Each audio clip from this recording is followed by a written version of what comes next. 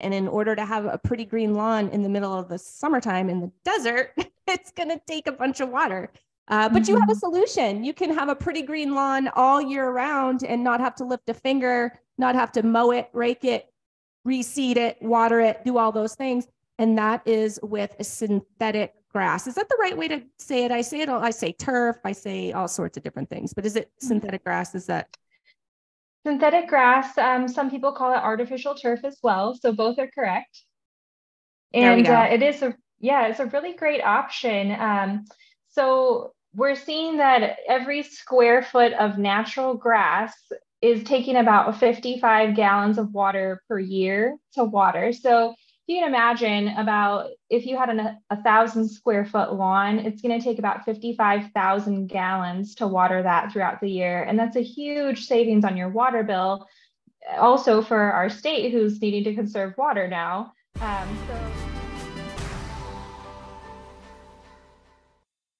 What's up, MOMnation? I am back. It's Real Estate Katie, and I am back with another episode of Live and Learn. It's like our 900th Live and Learn, I think, Erika. We have been doing these for so long, for like years and years.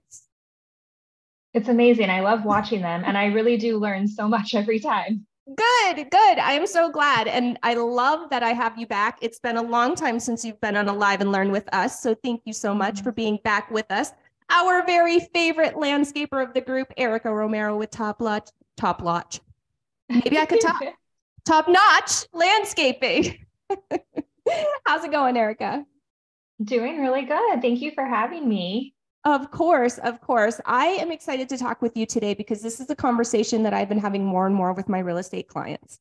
And, you know, we're talking about water conservation and we're talking about how expensive water is. Oh my gosh. Like if you've got grass and a couple of plants or a bunch of plants, your water bill is not so pretty these days. Have you been hearing that from your clients? Absolutely. And with some of the news that have come out with the Colorado River shortage, what it sounds like from the Mesa Utilities website is Arizona's allotment has been cut by about 21%. So the need to conserve water is pretty high now. Yeah. And so as we drive around our beautiful city, we see all these gorgeous lawns that are pretty and green. And in order to have a pretty green lawn in the middle of the summertime in the desert, it's going to take a bunch of water. But you have a solution. You can have a pretty green lawn all year round and not have to lift a finger, not have to mow it, rake it, reseed it, water it, do all those things. And that is with a synthetic grass. Is that the right way to say it? I say turf, I say all sorts of different things, but is it synthetic grass? Is that? Synthetic grass, some people call it artificial turf as well. So both are correct. And it's a really great option.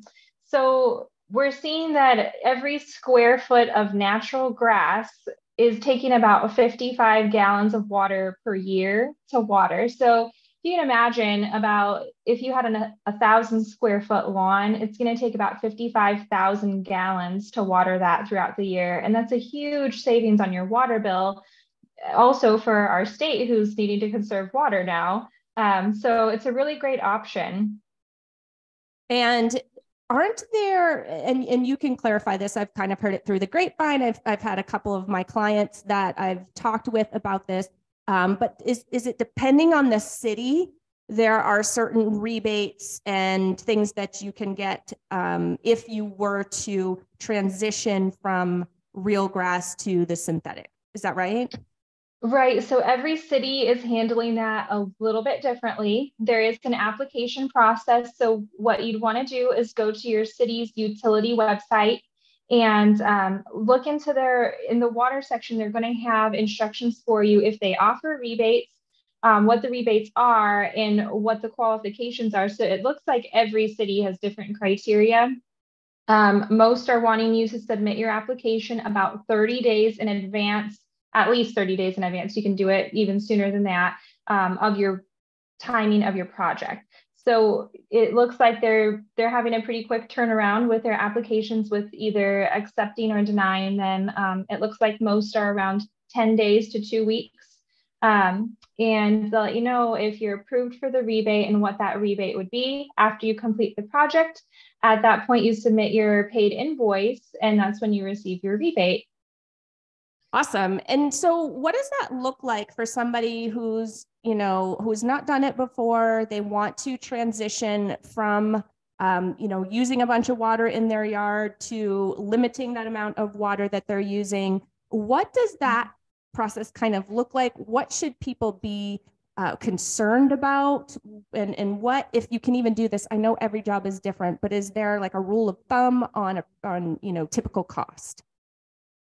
So cost is going to vary based on the square footage of the area. We're going to base that cost on how much grass we're moving, and also, is there any grading that needs to be done? If you're going for a desert look, are you going to have some like natural desert mounding? A lot of people like the look with, some desert mounds going in there. Dry riverbeds are also very popular for desert landscapes. So the cost varies widely. With synthetic grass, it's a very easy conversion. We remove the natural grass to about 4-inch depth to make sure that that grass is not going to grow back up through your new desert landscape or through your new synthetic grass. So the grass is removed. The irrigation lines don't have to go anywhere. What we do is we cap that at the valve. We remove the sprinklers. And then at that point, we can install the base material, which provides the stability and the drainage for the synthetic grass. It gets compacted. Then the synthetic grass goes on top of that and gets nailed down and infilled. So that's basically the process of synthetic grass. If it's a small area, it can be done in 1 to 2 days. If it's a larger area and there's more elements involved, like let's say planting or rock, any kind of hardscaping, then it could take a bit longer. Makes sense. And it sounds like you had some other ideas wrapped up in there. So let's just take my backyard, for instance. If we were to convert that to something that was a little bit more water conservative, it doesn't necessarily mean, I can go with the synthetic grass, but it sounds like you had some other ideas in there that are water friendly. Yep, absolutely. So it depends on what you'd like to use the space for. A lot of people will do some synthetic grass areas for maybe their pets or their kids for a playground. And then maybe you'd like to entertain. You want like maybe a patio for a fire pit or a built-in barbecue, or just maybe a patio for some furniture to be able to host friends. Those are other options as well. We can also do rock and planting. We do gardens, garden beds if you like to grow your own vegetables and fruits. So those are also options as well. Awesome. How are your veggies doing? This year, I'm getting a lot of zucchini, but my cucumbers they didn't do too well. Uh-oh. Well, Erika's a great cook. So, maybe there's some zucchini bread in our future. Oh, yeah. I digress. So back to water conservation. So there's different things that we can do when we're wanting to convert to something that's going to be a little more budget friendly and a little more water friendly on our property. There's something else that you can do too that people often forget, right? Because we only make adjustments, once or twice, probably twice a year. And that was with the irrigation. Can you touch on that a bit? Yeah, absolutely. So our rule of thumb is we'd like every homeowner to either adjust their irrigation timer as they see the weather changing, or call us and we'll walk you through it, or we can also come and stop by. So we're big fans of FaceTime and using technology that way to help walk you through it also. But we can definitely stop by. I like to just take note of the weather. Is it raining? Because we don't need the irrigation on if it's raining. Right. Is it getting hotter? Is it getting cooler? So changing it throughout the year is going to help you save some water. It also just benefits the health of the plant to prevent overwatering, underwatering. There's also these smart irrigation timers. Smart irrigation timers also have rebate programs available through different cities, and they are intuitive to the weather. So they can self-adjust, which is really awesome. Yeah, that is super cool. So when we get a bunch of rain, say, when monsoon season hits, which is pretty soon, that's going to be coming here in the next couple of weeks.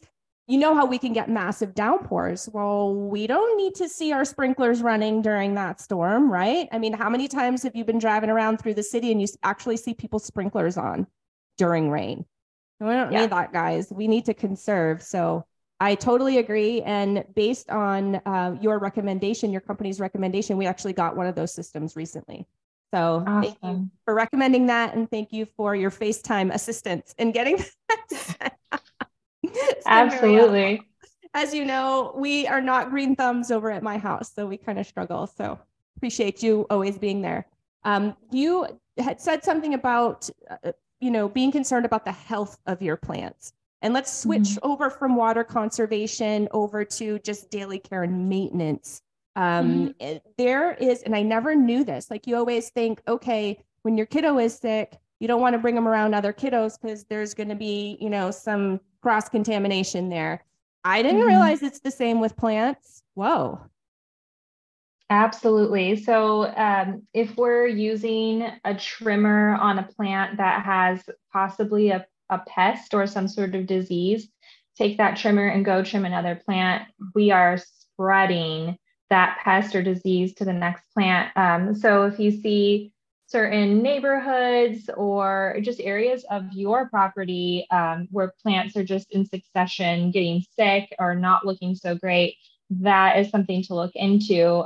Just wiping off your trimmers every time, between plants is really helpful to make sure we're not spreading anything from a sick plant to a healthy plant. It's totally something I would have never thought of. So thank you for bringing that up. And then our last little tip here has to do with performing, renovations. And I mean, whether they be small or large, you have some advice for our listeners in terms of landscaping renovations and even renovations to homes. Yeah, absolutely. So the rule of thumb based on the Registrar of Contractors of Arizona is that you receive at least 3 quotes. That'll give you a good idea of which contractor is a good fit for you, which price point is going to most benefit you, and the quality of their work. Look into the qualities across the board and make sure that you're satisfied with the quality before selecting a contractor. I totally agree with that. And a lot of people, I feel like, kind of look at it in a bit of a wrong way. And they're just looking at price to make their decision. Well, what good is a lower price if that person doesn't call you back? If that person doesn't show up on the day that they're supposed to show up? What good is a lower price if the work is the workmanship isn't up to par and you need to either have them come back or have another company come back and, correct their mistakes? Like, we really need to consider that old saying, you get what you pay for, right? Absolutely. We've run into that too many times, and it's just heartbreaking to see some of the situations some homeowners get into. And one of our big things is we work one project at a time, which is helpful as far as, customer contact and the attention that each customer is getting. Some companies will start a job and bounce around for between a few different jobs throughout the week, and then circle back to the original one. So the time period is extended from project start to finish, and the customer's not really getting that one-on-one dedicated attention that we feel each client deserves. So that's a high importance area for us, is that we're doing one project at a time, devoting 100% attention to each homeowner before moving on to another project. Yeah, that makes a huge difference. Totally agree with you. Well, thank you so much for being with us, Erika, with Top Notch. I always love spending some time with you, so thank you. Thank you so much. You're welcome. Where can our listeners and followers get in touch with you? Because I know once they see this video, they're going to be like, I'm calling Erika because she is super knowledgeable, sweet, and by golly, she has been around for years. So we know she's legit. Absolutely. You can reach us by phone at 520-400-8151. That is a cell phone. You can text as well. Our website is topnotchlandscapingllc.com, and Facebook is Top Notch Landscaping LLC. Awesome. All right, Erika, until next time. Thank you so much, Katie. Thanks. Bye, guys. Bye.